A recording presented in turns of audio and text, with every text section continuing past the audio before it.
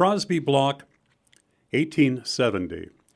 In 1869, two disasters had devastated much of Brattleboro. A flood in the Whetstone Valley had destroyed mills and businesses. The Main Street Bridge washed away. A fire burned the west side of Main Street. All buildings and businesses between Elliot and High Streets were gone. Community leaders traveled to New England's financial centers to find companies or institutions willing to invest in the rebuilding of Brattleboro. There were none. A leading local entrepreneur, Edward Crosby, whose grain and feed business extended throughout northern New England, took the initiative of redevelopment. In July of 1870, Crosby purchased half the business district that had been destroyed by fire from the Blake family. The land cost $30,000 and provided 208 feet of Main Street footage. Crosby's plan was to build a 200-foot commercial block that would house several storefronts and a bank. He placed an order for 1 million bricks, and the project began quickly to rebuild the west side of Main Street. A local architect, George A. Hines, designed the elongated three-story flat-roofed brick commercial block.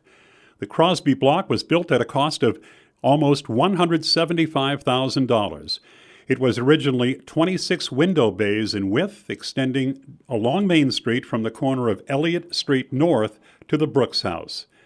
Upon completion, the ground floor of the building housed a variety of stores, while the second floor had professional offices and the third floor had apartments. It constituted the longest continuous facade ever built in Brattleboro's downtown. The contractor, J.D. Plummer, required more than 1 million bricks and cost, including the lot, $100,000. Most of the Crosby Block has seen little change. In 1958 and 59, the southernmost section of the block was stripped of its exterior shell and rebuilt. Once the home of Vermont National Bank, it sharply contrasts with the surviving three-quarters of the Crosby Block. The rest of the building, particularly the upper floors, has remained well preserved. Edward Crosby was born in Brattleboro in 1815 and grew up in relative poverty. His father died when he was still a toddler, leaving him with his mother in Marlboro. She was a toll collector on the turnpike from Brattleboro to Bennington and also braided straw hats. Young Edward helped his mom and also worked on local farms in the area. When he turned 16, he headed into Brattleboro and worked as a laborer for local Main Street businesses, but returned to Marlboro and went back to working on farms. He eventually married, bought a farm of his own, had 2 children, and lived in Marlboro until he was 33 years old. In 1848, he moved to West Brattleboro and began farming there. He also bought into a milling business in Brattleboro's Centerville neighborhood. By the early 1850s, the business was profitable enough that he sold his farm.